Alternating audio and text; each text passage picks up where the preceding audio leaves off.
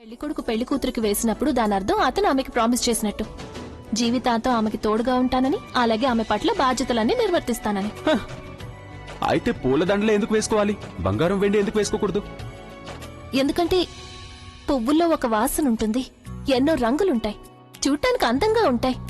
ఆ అందమంతా వీళ్ల జీవితాల్లో ఉండాలని.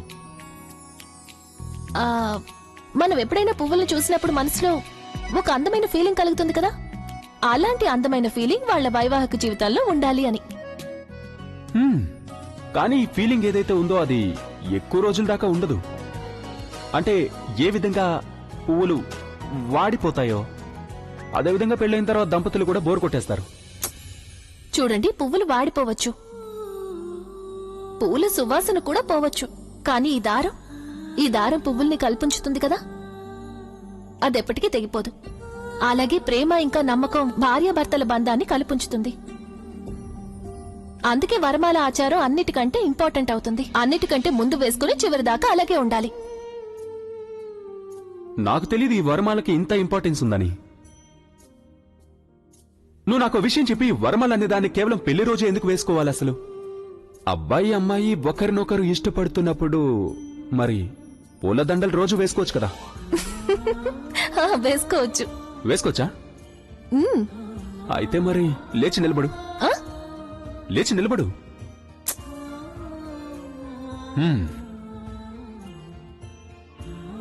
ఇది పట్టుకో. నేనా? అరే పట్టుకో, నస్ పెట్టుకో, పట్టుకో.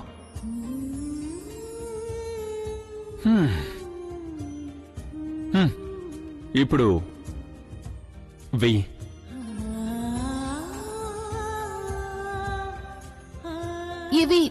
ఇవి దేవుడి కోసం.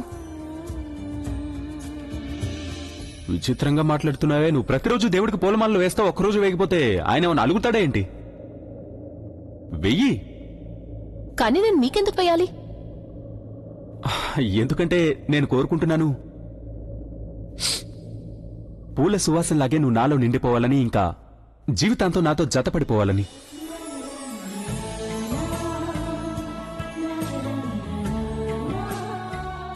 ఏమైంది?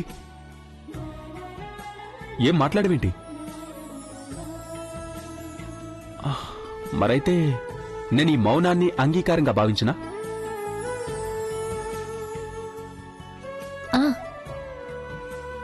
మరి ఆలస్యం ఎందుకు? వేసి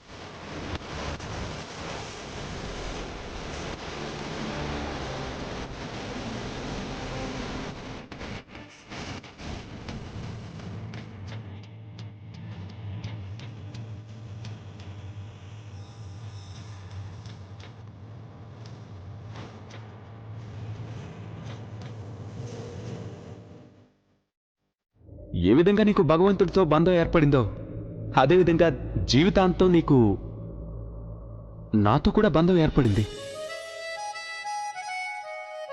ఈ పూల రంగులాగానే నేను నీ జీవితాన్ని సంతోషాలతో నింపేస్తాను. నేను ప్రామిస్ చేస్తున్నాను. నేను నీకు జీవితాంతం తోడుగా ఉంటానని.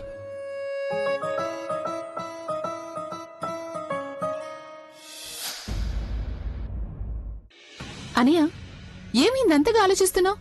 అరే తనుకి వరమాల వెయ్యనియా.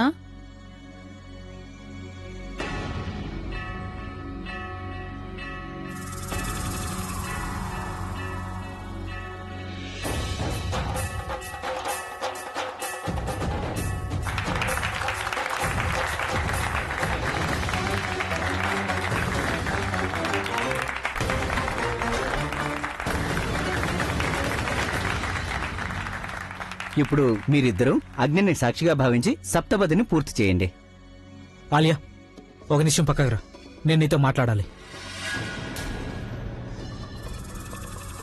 నా అన్నయ్య పెళ్లి జరుగుతుంది. ఇక్కడేవి కాన్ఫరెన్స్ జరగటం లేదు. నువ్వు మధ్యలో వచ్చి నాతో మాట్లాడడానికి. ముందు పెళ్లి అయిపో, నువ్వు తర్వాత వచ్చి మాట్లాడతాను.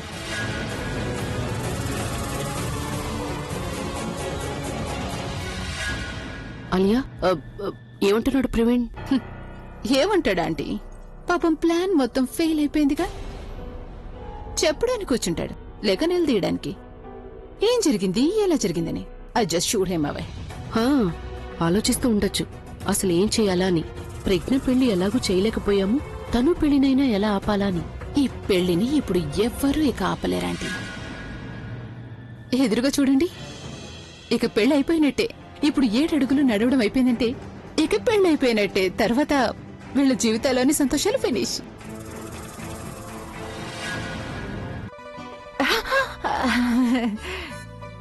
ఏంటి గుసగుసలాడుకుంటున్నారు ఇద్దరు? ఎందుకు, నీకు డిస్టర్బెన్స్ అవుతుందా? లేదు, డిస్టర్బెన్స్ కాదు, క్యూరియాసిటీ.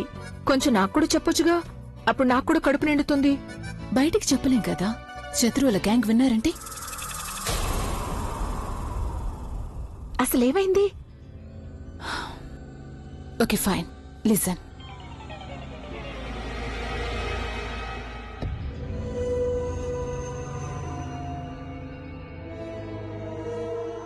ఏంటి?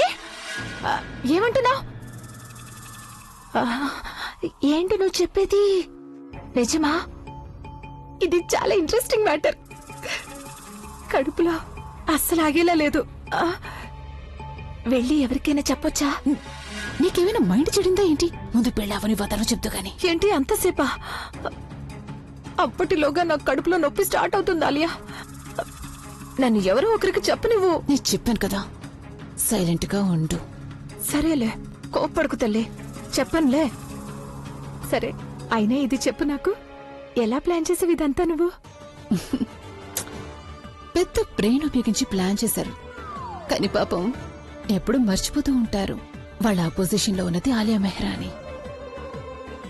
ఆబ్వియస్లీ నేనుండగా వాళ్ళ ప్లాన్ ఎప్పుడైనా సక్సెస్ అవుతుందా అసలు? ఏదైతే జరిగిందో మంచి జరిగింది. ఆ ప్రజ్ఞ అంటే నాకు కూడా ఇష్టం ఉండదు. తను వస్తే అప్పుడు మళ్ళీ నన్ను బానిసం చేసేస్తుంది. ఇంటి పని వంట పని చేయించేది. ఆల్రెడీ తన పనులు చేసి చేసి బాగా అలసిపోయాను నేను. అయినా ఈ విషయం ఎలా ఉందో తెలుసా ఆంటీ గారు? ఆలియా, చెస్ బోర్డు నాదే, పావులు నావే, ఇంకా గెలుపు కూడా నాదే.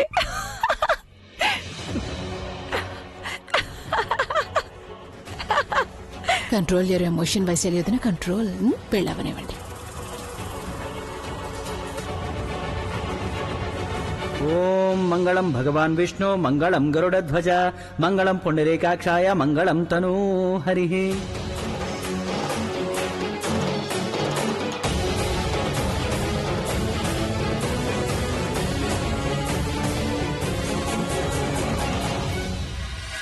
అరే చూసు,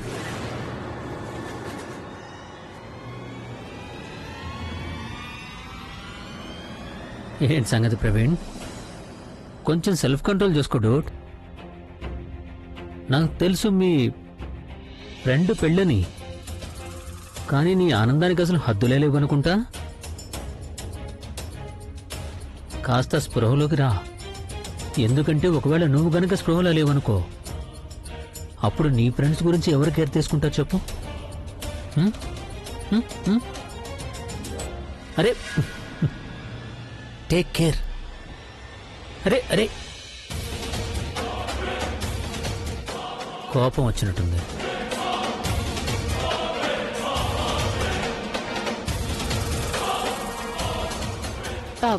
నేను ఇప్పుడే వస్తాను. కంట్రోల్. विघ्नेश्वराय वरदाय सुरप्रियाय लंबोदराय सकलाय जगद्धिताय नागाननाय सुतजगि विभूषिताय गौरीसुताय गणनाथ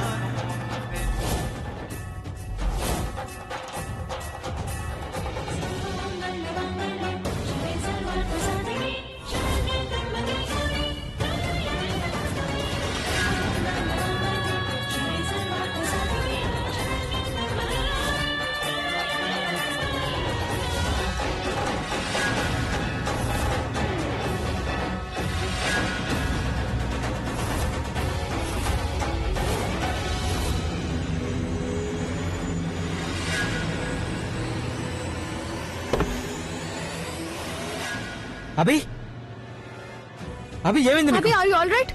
ఏమైంది అభి? ఏమో నాకు చాలా చిత్ర విచిత్రమైన విజువల్స్ కనిపిస్తున్నాయి. ఏం కనిపిస్తున్నాయి అభి? నాకెలా అనిపిస్తుందంటే నేను ఆల్రెడీ ఇదంతా ముందే ఎక్కడో చూసినట్టుగా, ఈ అగ్ని, ఈ ప్రదక్షిణలు, ఈ పెళ్లి మండపం.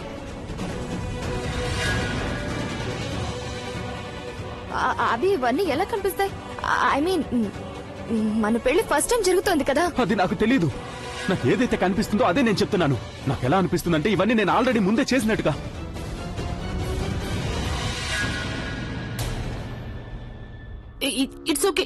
It's okay Abhi. Just relax. Vaishali కొంచెం వాటర్ తీసుకురావా ప్లీజ్. ఇప్పుడే తీసుకొస్తాను. అభి నేను అనుకోవడం ఈ వేడి ఇంకా పొగ కారణంగా నీకు హాల్యూసినేషన్ అవుతుందని. ఇప్పుడు కాసేపటి క్రితం తను కూడా పడిపోయిందిగా. ఓకే ఐ థింక్ నువ్వేం చేస్తావంటే ఫాస్ట్ గా సప్తపది పూర్తి చేసేసి తర్వాత రెస్ట్ తీసుకో.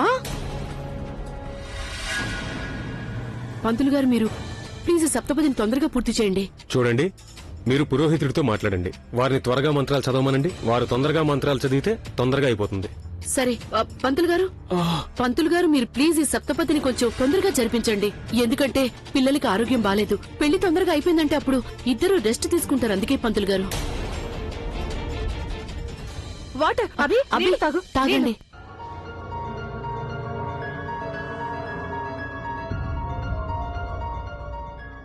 పంతులు గారు ప్లీజ్ మీరు స్టార్ట్ చేయండి. తొందరగా మొదలు పెట్టండి. సరే సరే సరే అలాగే. లేవండి. అరే తను నువ్వేం చేస్తావు? లేచి త్వరగా నిలబడు. పూజారి గారు మీరు మొదలు పెట్టండి. అరే మీరు అలా నిలబడ్డారేంటండి? వచ్చి అభి పట్టుకోండి. అయ్యో అభి చాలా ఆపండి ఇదంతా.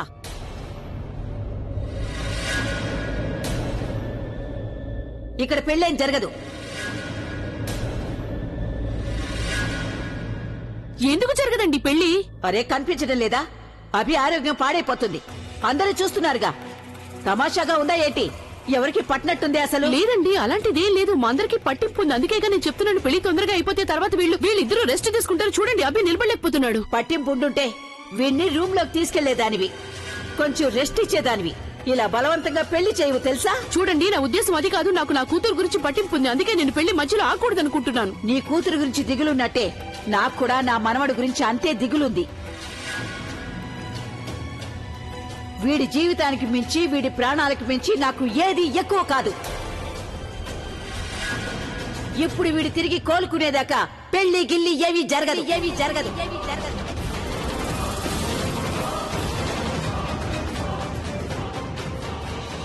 నానమ్మ చెప్పింది కరెక్టే. పదవి లేదు చూడండి ఈ సప్తపదిని మధ్యలో ఆపేస్తేలా? పద బాబు. అభి ఏమండి అలా ఎలా? ప్రవీణ్ అభిని తీసుకురా. అభి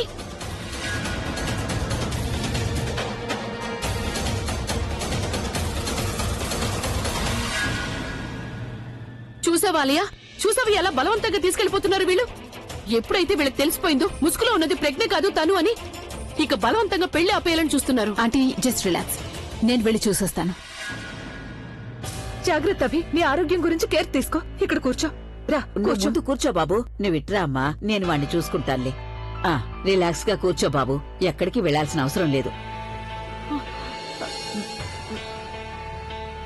ఇక నువ్వు వెళ్ళు. వెళ్ళనా? నేను చూసుకుంటాను.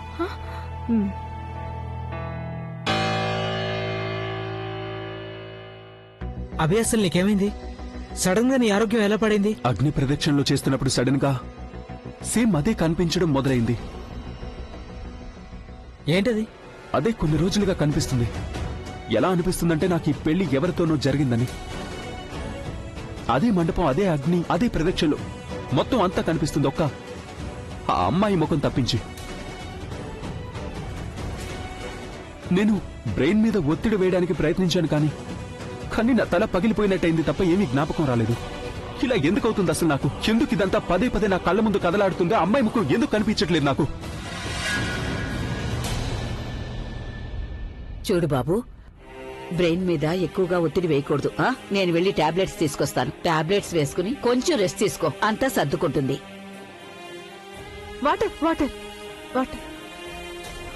వాటర్ టాబ్లెట్ వేసుకున్న తర్వాత. అయితే టాబ్లెట్ వేసుకున్నాక నీళ్లు. నువ్వెళ్ళు. ఆరోగ్యం జాగ్రత్త అభి. ఒక్కటి గుర్తుపెట్టుకో, నేనున్నాను. ఇక వెళ్ళు. వెళ్తున్నానులే. అక్క నేను టాబ్లెట్ తీసుకురానా? వద్దొద్దు, నేనే తీసుకొస్తాను. మెడిసిన్స్ ఎక్కడ పెట్టారో నాకు తెలుసు.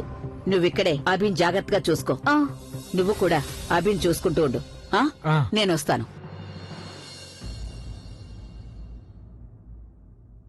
అయ్యో భగవంతుడా, నా పిల్లాడికి ఇలా ఎందుకు జరుగుతోంది? ఒక పక్క ప్రజ్ఞ కనిపించటం లేదు, ఎక్కడికి వెళ్ళిందో తెలియదు. దానికి తోడు ఇప్పుడు అభి ఆరోగ్యం కూడా పాడైంది. టాబ్లెట్ల కోసం వచ్చాను గాని టాబ్లెట్స్ ఎక్కడున్నాయి? ఈ టెన్షన్తో అసలేమీ గుర్తు రావడం లేదు. ఎక్కడుండుంటాయి? అయ్యో, ఎదురుగా ఉన్నా నాకు కనిపించడం లేదు.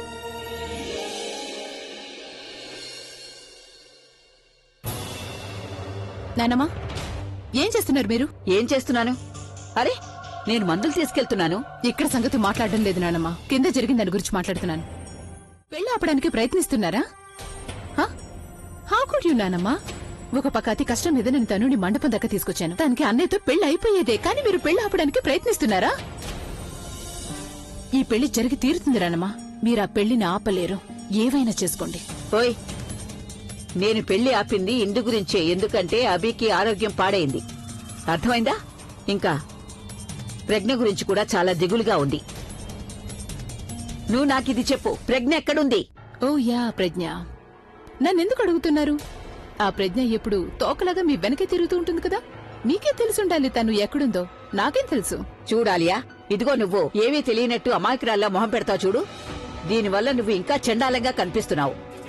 అర్థమైందా? నాకు చాలా బాగా తెలుసు నీకు తెలుసు అని ప్రజ్ఞ ఎక్కడుందో. పోనీ నాకిది చెప్పు, ప్రజ్ఞ అసలు క్షేమంగా ఉందో లేదో అని. ఒకవేళ నాకు తెలిసినానమ్మా, నేను మీకు చెప్పేదాన్నే కాదు. అన్నట్టు చాలా తొందరలో అన్నయ్య పెళ్లి తనుతో జరుగుతుంది. 3 అడుగులే మిగిలే. వాళ్ళిద్దరూ భార్యాభర్తలైపోతారు. ఇక ఇప్పుడు ఈ 3 ప్రదక్షిణాలు పూర్తయిపోతాయినమ్మా. అప్పటి వరకు మీరిలా శకున్లాగా పనులు చెడగొట్టే పని మాత్రం చెయ్యొద్దు. లేదంటే ఏం జరుగుతుందో మీకు నా గురించి తెలుసు కదా. ప్రస్తుతానికి నాకు నిజంగా తెలీదు ప్రజ్ఞ ఎక్కడుందో. కానీ ఒకవేళ మీరేదైనా చేయటానికి ప్రయత్నించారనుకోండి, దెన్ ఐ ప్రామిస్ ఆ తర్వాత ప్రజ్ఞ విషయంలో ఏదైనా జరుగుతుంది. మీకు నా గురించి తెలుసు, నేనేం చేయగలనో తెలుసు, రైట్?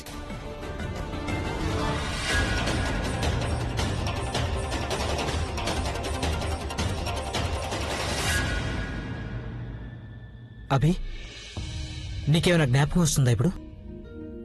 దేని గురించి? అదే, ఇప్పుడు నీకు ఏవో పెళ్లి విజువల్స్ కనిపిస్తున్నాయి అన్నావు కదా, అది నీ జ్ఞాపక శక్తి తిరిగి రావడానికి నిదర్శనమేమో. అరే ప్రవీణ్, నాకు అదే అర్థం కావట్లేదు. నా జ్ఞాపక శక్తికి ఆ విజువల్స్ కి కనెక్షన్ ఏంటి? అసలు నా ప్రశ్న ఏంటంటే, నాకెందుకు ఇవన్నీ కనిపిస్తున్నాయి? ఎందుకు పదే పదే నాకు అవే విజువల్స్ కనిపిస్తున్నాయి? నాకు ఇలా ఎందుకు అనిపిస్తుందో తెలియట్లేదు. ఎలాగంటే నాకు ఆల్రెడీ పెళ్లి అయిపోయినట్టుగా.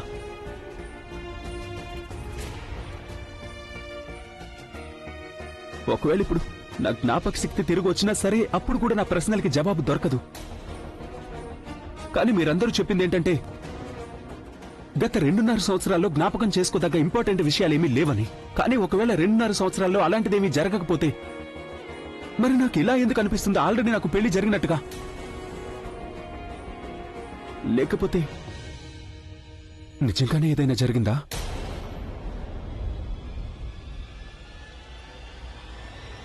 మీ అందరూ నా దగ్గర అది దాచిపెడుతున్నారా?